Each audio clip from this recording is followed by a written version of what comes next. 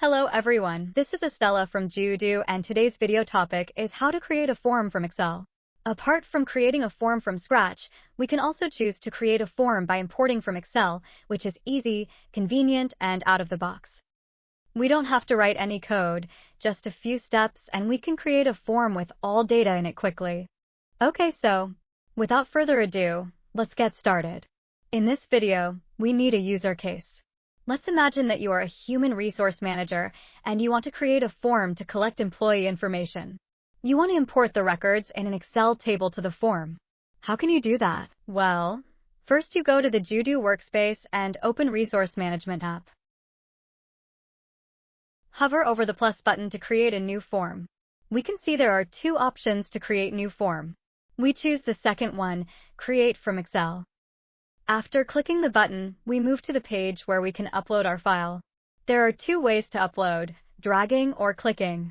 We choose to upload our file by clicking.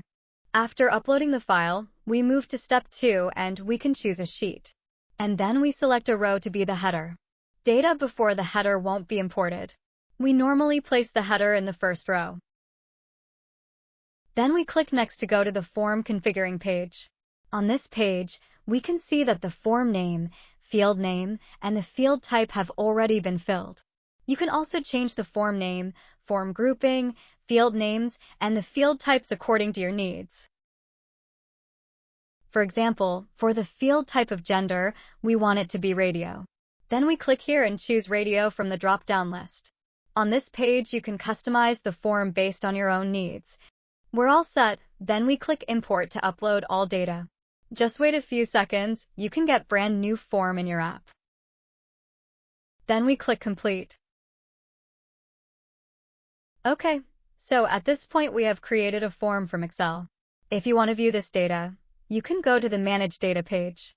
You can view all the data here, and you can also add the data if you need.